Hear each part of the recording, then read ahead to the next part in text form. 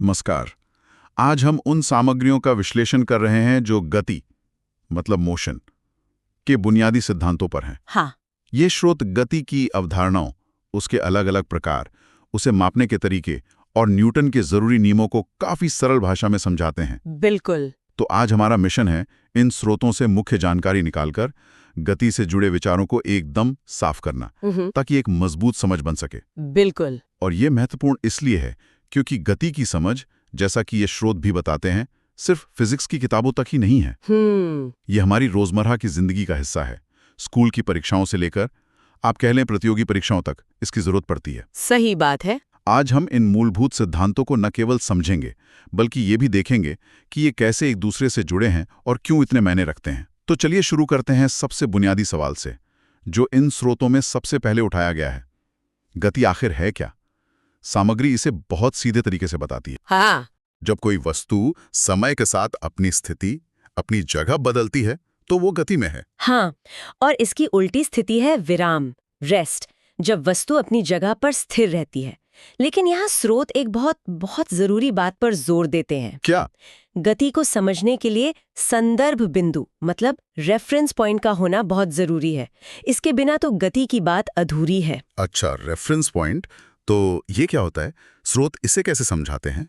स्रोत इसे एक तय बिंदु या जगह मानते हैं जिसके हिसाब से हम देखते हैं कि वस्तु हिली या नहीं। जैसे सामग्री में उदाहरण है कि सड़क किनारे कोई खड़ा है तो उसके लिए वहां से गुजरती कार गति में है। तो वो खड़ा हुआ व्यक्ति संदर्भ बिंदु हो गया। समझ गया। बिल्कुल। और यही गति की वो सापेक्ष यानी रिलेटिव प्रकृति सामने आती है, जिस पर स्रोत काफी जोर देते हैं। रिलेटिव कैसे? मतलब एक ही वस्तु एक संदर्भ बिंदु के लिहाज से गति में हो सकती है और दूसरे के लिहाज से विराम में। अच्छा, कोई उदाहरण? हाँ, जैसे चलती ट्रेन में बैठा यात्री। अगर हम ट्रेन के डिब्बे को संदर्भ बिंदु माने तो वो तो बैठा हुआ है, विराम में है। हाँ, ठीक है। लेकिन अगर प्लेटफॉर्म पर खड़े व्यक्ति को संदर्भ बिंदु माने तो वही यात्री, वो तो चल रहा है, गति में है। अरे हाँ, संदर्भ बिंदु बदलते ही गति का वर्णन बदल गया। ये समझना बहुत जरूरी है। समझ गया। ये वाकई गति को देखने का नजरिया ही बदल देता है। हाँ। अच्छा, अब आगे बढ़ते हैं। स्रोत सामग्री गति के कई प्रकार बताती है, मुख्य रूप से 4 तरह के। पहला है रेखीय गति, लीनियर मोशन। सीधी रेखा में गति, जैसे स्रोत बताते हैं सीधी सड़क पर कार या पटरी पर ट्रेन, सबसे आसान। ठीक है। दूसरा प्रकार वृत्ताकार गति, सर्कुलर मोशन। इसमें वस्तु किसी केंद्र के चारों ओर गोल घूमती है। हाँ, बिल्कुल, किसी सेंटर के चारों ओर एक गोल रास्ते पर, जैसे पंखे की पंखुड़ियां घूमती हैं या वो फेरिस व्हील होता है। अच्छा। यहाँ तक कि ग्रहों की गति भी इसी में आती है, हालांकि वो एकदम गोल नहीं, थोड़ी अंडाकार होती है। सही। तीसरा प्रकार है दोलन या झूलने वाली गति, ऑसिलेटरी मोशन। हाँ, इसमें वस्तु एक फिक्स पॉइंट के कह लें आगे पीछे या ऊपर नीचे होती रहती है, दोहराती है अपनी गति को। जैसे घड़ी का पेंडुलम या पार्क में झूला। बिल्कुल। स्रोत में एक सवाल भी है इसी पर, पेंडुलम किस तरह की गति है? और जवाब है दोहर गति। इसे आवधिक गति, पीरियोडिक मोशन भी कह सकते हैं ना, क्योंकि ये बार बार होती है। आपने बिल्कुल सही पकड़ा। स्रोत ये साफ करते हैं कि सर्कुलर और ऑसिलेटरी मोशन दोनों ही पीरियोडिक मोशन के खास उदाहरण हैं। मतलब एक तय टाइम के बाद मोशन रिपीट होता है। और चौथा प्रकार? वो है अनियमित गति, रैंडम मोशन। हाँ, इसमें कोई तय रास्ता या पैटर्न नहीं होता, जैसे हवा में उड़ता पत्ता या गैस के मॉलिक्यूल, किधर भी। और ये सब जानना जरूरी क्यों है? स्रोत इशारा करते हैं कि असल दुनिया में गतियां अक्सर मिली-जुली होती हैं। अच्छा, हाँ, इन आसान प्रकारों को समझने से हमें मुश्किल गतियों को समझने में मदद मिलती है। जैसे कार चलाते समय सीधी सड़क पर लीनियर मोशन, मोड़ पर सर्कुलर मोशन, सब होता है। हाँ, ये वर्गीकरण विश्लेषण को आसान बनाते हैं। ठीक है, अब अगले मुद्दे पर आते हैं, गति को मापना। यहाँ 2 शब्द बहुत आते हैं, दूरी और विस्थापन, डिस्टेंस और डिस्प्लेसमेंट। क्या अंतर है इनमें? हाँ, ये बहुत कंफ्यूज करते हैं कभी कभी। स्रोत इन्हें बहुत साफ बताते हैं। दूरी मतलब वस्तु ने कुल कितना रास्ता तय किया, चाहे कितना भी टेढ़ा मेढ़ा क्यों ना हो। कुल रास्ता। हाँ, और ये एक अदिश राशि है, स्केलर। मतलब इसमें सिर्फ वैल्यू होती है, दिशा नहीं। ठीक है। और विस्थापन? विस्थापन है वस्तु की शुरुआती और आखिरी पोजीशन के बीच की सीधी दूरी, सबसे छोटी दूरी। सीधी दूरी। हाँ, और ये सदिश राशि है, वेक्टर। मतलब इसमें वैल्यू के साथ साथ दिशा, डायरेक्शन भी बहुत जरूरी है। एक उदाहरण दे सकती हैं? बिल्कुल। मान लीजिए आप घर से 4 किलोमीटर पूरब गए, फिर 3 किलोमीटर उत्तर गए। ठीक। किलोमीटर। लेकिन आपका विस्थापन घर से आपकी आखिरी पोजीशन तक की सीधी लाइन होगी, जो पाइथागोरस से 5 किलोमीटर निकलेगी, और उसकी एक दिशा भी होगी उत्तर पूर्व। अच्छा, तो दूरी 7 किलोमीटर, विस्थापन 5 किलोमीटर उत्तर पूर्व। बिल्कुल। स्रोत इस अंतर को समझने पर बहुत जोर देते हैं। ये तो बहुत जरूरी अंतर है, और इसी से जुड़ा है स्पीड और वेलोसिटी का कॉन्सेप्ट, है ना, जिसे स्रोत आगे समझाते हैं। स्पीड क्या है? स्पीड बताती है कि कोई वस्तु कितनी तेजी से दूरी तय कर रही है। दूरी। हाँ, सूत्र है स्पीड इक्वल्स तय की गई दूरी लिया गया समय। ये भी अदिश राशि है, स्केलर। स्रोत में एक सवाल भी था, अगर कार 100 किलोमीटर 2 घंटे में जाती है तो स्पीड? आसान है। स्पीड इक्वल्स 100 किलोमीटर 2 घंटे, मतलब 50 किलोमीटर प्रति घंटा। ठीक है। बिल्कुल। अब आते हैं वेग यानी वेलोसिटी पर। स्रोत बताते हैं कि वेग विस्थापन की दर है। विस्थापन की दर? हाँ, इकाई समय में कितना विस्थापन हुआ, सूत्र वेग बराबर विस्थापन समय। क्योंकि विस्थापन सदिश है तो वेग भी सदिश है, वेक्टर। इसमें वैल्यू और दिशा दोनों हैं। तो 50 किलोमीटर घंटा पूरब की ओर कहना वेग है। हाँ, और सिर्फ 50 किलोमीटर घंटा कहना स्पीड है। एकदम सही। स्रोत में वो प्रतीक भी समझाए हैं, VUT। वेग के लिए V और U, समय के लिए T। हाँ, V मतलब final velocity, U initial velocity और T टाइम। ये सूत्रों के लिए जरूरी हैं। और यहीं से एक और बहुत ही महत्वपूर्ण कॉन्सेप्ट निकलता है जिस पर स्रोत काफी ध्यान देते हैं, त्वरण, एक्सेलरेशन। एक्सेलरेशन। हाँ, जब किसी वस्तु का वेग समय के साथ बदलता है, चाहे उसकी स्पीड बदले या दिशा बदले या दोनों, तो हम कहते हैं कि वस्तु में त्वरण है। तो त्वरण असल में वेग में बदलाव की दर है, चेंज इन वेलोसिटी। एकदम सही। स्रोत इसका सूत्र देते हैं, A बराबर V-U/T। A बराबर V-U/T। हाँ, त्वरण A, अंतिम वेग V, प्रारंभिक वेग U और T वो समय जिसमें ये बदलाव हुआ। त्वरण भी एक सदिश राशि है, वेक्टर। अच्छा, तो अगर गाड़ी की स्पीड बढ़ रही है एक्सेलरेटर दबाने पर, तो उसे कहते हैं धनात्मक त्वरण, पॉजिटिव एक्सेलरेशन। वेग बढ़ रहा है और ब्रेक लगाने पर वेग घट रहा है तो वो हुआ ऋणात्मक त्वरण, नेगेटिव एक्सेलरेशन, या मंथन भी कहते हैं, राइट, डिसेलरेशन। स्रोत में इसका एक सवाल भी था, अगर प्रारंभिक वेग 5 ms है और 2 सेकंड में 15 ms हो जाता है तो त्वरण निकालिए सूत्र से। A = V-UT, तो A = 15 - 5/2, मतलब 10/2 = 5 मीटर सेकेंड स्क्वायर। बिल्कुल इसका मतलब है हर सेकंड वेग 5 मीटर सेकंड बढ़ रहा है। सही। ये त्वरण बहुत मौलिक है, क्योंकि जैसा हम आगे देखेंगे इसका सीधा संबंध बल से है। और यहीं हम पहुंचते हैं भौतिकी के सबसे मशहूर नियमों पर, न्यूटन के गति के नियम, जिनका जिक्र इन स्रोतों में है। 3 नियम है। पहला क्या कहता है? पहला नियम है जड़त्व का नियम, लॉ ऑफ इनर्शिया। स्रोत इसे ऐसे समझाते हैं, कोई भी चीज अगर रुकी है तो रुकी रहना चाहती है, अगर चल रही है सीधी लाइन में एक ही स्पीड से तो वैसे ही चलते रहना चाहती है, तब तक जब तक उस पर कोई बाहरी असंतुलित बल, अनबैलेंस्ड फोर्स न लगे। सीधे शब्दों में चीजें बदलाव का विरोध करती हैं। हाँ, ये तो रोज देखते हैं, रुकी हुई गाड़ी को धक्का देना पड़ता है, चलती हुई को रोकना पड़ता है। अब दूसरा नियम, जिसे स्रोत सबसे जरूरी बताते हैं। हाँ, दूसरा नियम बल, फोर्स, द्रव्यमान, मास और त्वरण, एक्सेलरेशन के बीच सीधा रिश्ता बताता है। F = ma। वही मशहूर सूत्र F = ma। यहाँ F बल है, m वस्तु का द्रव्यमान और a त्वरण। इसका मतलब क्या हुआ आसान भाषा में? मतलब किसी वस्तु पर लगने वाला नेट फोर्स, कुल बल, उस वस्तु के मास और उसमें पैदा हुए त्वरण के गुणा के बराबर होता है। स्रोत इस पर जोर देते हैं कि बल ही त्वरण लाता है। अच्छा, जितना ज्यादा बल उतना ज्यादा त्वरण, अगर मास वही है, या फिर उतना ही बल लगाओ तो जिसका मास ज्यादा उसका त्वरण कम।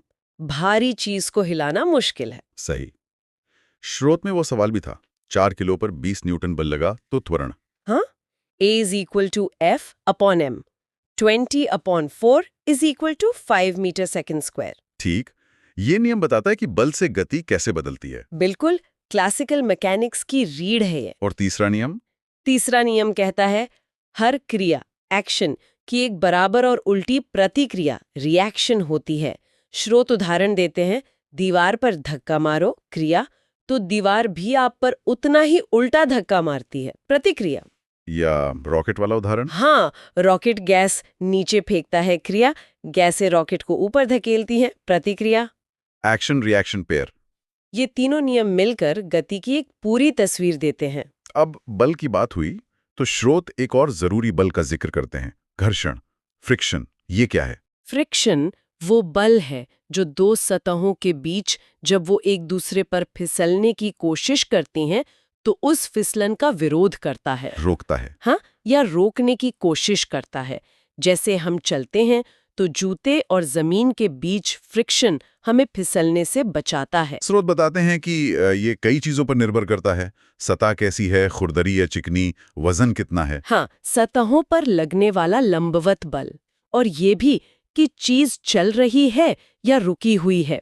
यहीं पर वो बैलेंस्ड और अनबैलेंस्ड फोर्सेस की बात भी आती है। हाँ, संतुलित और असंतुलित बल। स्रोत बताते हैं कि जब सारे बल मिलकर एक दूसरे को कैंसिल कर दें तो वो बैलेंस्ड फोर्स है, तब गति में कोई बदलाव नहीं होता। पहला नियम। ठीक है। लेकिन जब बल कैंसिल न हो, एक नेट फोर्स बचे, तो वो अनबैलेंस्ड फोर्स है, और यही असंतुलित बल त्वरण पैदा करता है। दूसरा नियम, फ्रिक्शन अक्सर गति का विरोध करने वाला एक अहम बल होता है। लेकिन जैसा आपने चलने का उदाहरण दिया, फ्रिक्शन हमेशा बुरा तो नहीं होता। स्रोत क्या कहते हैं? स्रोत इसके दोनों पहलू दिखाते हैं। फ्रिक्शन चलने, दौड़ने, गाड़ियों को ब्रेक लगाने, चीजें पकड़ने के लिए जरूरी है। इसके बिना तो कुछ नहीं हो सकता। सही बात है। पर दूसरी तरफ मशीनों में ये ऊर्जा बर्बाद करता है, घिसावट लाता है, तो वहां इसे कम करने के लिए तेल, ग्रीस डालते हैं। तो ये जरूरत के हिसाब से अच्छा भी है, बुरा भी। ये बहुत प्रैक्टिकल बात है। अब आगे बढ़ते हैं गति और ऊर्जा के संबंध पर। स्रोत दो मुख्य तरह की मैकेनिकल एनर्जी बताते हैं, गतिज ऊर्जा और स्थितिज ऊर्जा, काइनेटिक और पोटेंशियल। ये क्या है? काइनेटिक एनर्जी, गतिज ऊर्जा, वो एनर्जी है जो किसी चीज में उसकी गति के कारण होती है। अच्छा। जो चीज जितनी तेज चलती है या जितनी भारी होती है, उसमें उतनी ज्यादा काइनेटिक एनर्जी होती है। चलते ट्रक में, साइकिल से बहुत ज्यादा। ठीक है। और स्थितिज ऊर्जा, पोटेंशियल एनर्जी? पोटेंशियल एनर्जी वो जमा हुई ऊर्जा है जो किसी वस्तु में उसकी पोजीशन या हालत के कारण होती है। जैसे टेवे रबर बैंड में या दबी हुई स्प्रिंग में इलास्टिक पोटेंशियल एनर्जी। ये संभावित ऊर्जा है जो गति में बदल सकती है। स्रोत में किए गए कार्य यानी वर्क डन की भी बात है, उसे कैसे समझाया? फिजिक्स में वर्क तब माना जाता है जब किसी चीज पर बल लगे और वो चीज बल की दिशा में कुछ हिले, विस्थापित हो। अच्छा, हिलना जरूरी है? हाँ, सूत्र है work is equal to force into force की दिशा में विस्थापन। अगर आप दीवार को धक्का दें और वो न हिले, तो फिजिक्स के हिसाब से आपने कोई वर्क नहीं किया, चाहे पसीना आ जाए। ठीक है। तो फिर वर्क और एनर्जी में क्या रिश्ता है? गहरा रिश्ता है। स्रोत बताते हैं कि वर्क एनर्जी को एक रूप से दूसरे में बदलने या एक चीज से दूसरी में ट्रांसफर करने का तरीका है। कैसे? जब आप बक्सा उठाकर ऊपर रखते हैं तो आप ग्रेविटी के खिलाफ वर्क करते हैं, और आपका किया वर्क बक्से में पोटेंशियल एनर्जी बन के जमा हो जाता है। जब आप रुकी गेंद को किक मारते हैं तो आप वर्क करते हैं, और वो वर्क गेंद को काइनेटिक एनर्जी देता है। ऊर्जा संरक्षण का नियम यही कहता है, ऊर्जा बनती है मिट्टी नहीं, बस रूप बदलती है, और वर्क इसमें मदद करता है। ये सारे सिद्धांत सुनने में थोड़े किताबी लगते हैं, पर स्रोत इनके इस्तेमाल की लंबी लिस्ट देते हैं। ट्रांसपोर्ट में तो है ही, कार, ट्रेन, हवाई जहाज सब इन्हीं पर चलते हैं। बिल्कुल। स्पोर्ट्स में देख लीजिए, दौड़ने में स्पीड और फ्रिक्शन, गेंद फेंकना एक तरह का प्रोजेक्टाइल मोशन है, तैरने में पानी का रेजिस्टेंस, साइकिल चलाने में एनर्जी बदलना, हर जगह फिजिक्स है। और हमारे आसपास की मशीनें, पंखा, वॉशिंग मशीन, मिक्सर, लिफ्ट, यहाँ तक के रोबोट्स भी तो इन्हीं नियमों पर बने हैं। हाँ, और साइंस टेक्नोलॉजी में तो और भी ज्यादा। सैटेलाइट को ऑर्बिट में डालना, रॉकेट भेजना, ग्रहों तारों की गति समझना, ये सब गति, बल, त्वरण, ऊर्जा की सटीक कैलकुलेशन पर आधारित है। सही बात है। ये दिखाता है कि कैसे ये आसान से दिखने वाले सिद्धांत हमारी पूरी दुनिया और रोज की जिंदगी की नींव में हैं। वाकई इन बुनियादी सिद्धांतों का दायरा बहुत बड़ा है। चलिए एक बार मुख्य बातें और सूत्र जल्दी से दोहरा लेते हैं, जैसा स्रोतों में भी है। हाँ, स्पीड इक्वल्स टू दूरी समय, वेग इक्वल्स टू विस्थापन समय, त्वरण a माइनस VUT, और न्यूटन का दूसरा नियम, F इक्वल्स टू MA, और मुख्य कॉन्सेप्ट्स, गति के प्रकार, लीनियर, सर्कुलर, ऑसिलेटरी जो पीरियोडिक है, और रैंडम। ठीक है। मापने वाली चीजें, दूरी स्केलर बनाम विस्थापन वेक्टर, स्पीड स्केलर बनाम वेग वेक्टर, और त्वरण वेक्टर। बल जो गति बदलता है त्वरण लाता है, बैलेंस्ड बनाम अनबैलेंस्ड। और फ्रिक्शन गति का विरोधी बल जो जरूरी भी है और बाधा भी। और एनर्जी काइनेटिक गति की और पोटेंशियल स्थिति की। और वर्क एनर्जी ट्रांसफर। स्रोत सामग्री में इन सबको याद रखने का एक तरीका भी दिया है, स्लैव F नाम का। ये क्या है? हाँ, ये एक्रोनिम है, मतलब हर अक्षर का एक मतलब है। रिवीजन के लिए अच्छा है।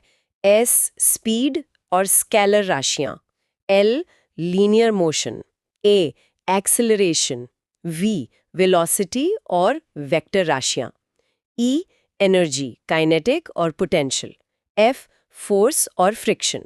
स्लाव F, ये तो काफी काम का है, एक नजर में सब याद आ जाता है। हाँ बिल्कुल, जानकारी को समेटने के लिए ऐसे तरीके मददगार हो सकते हैं जैसा स्रोत सुझाते हैं। तो ये थी गति के बुनियादी सिद्धांतों पर हमारी आज की, कह सकते हैं, गहरी बातचीत, जो पूरी तरह से आपके साझा किए गए स्रोतों पर आधारित थी।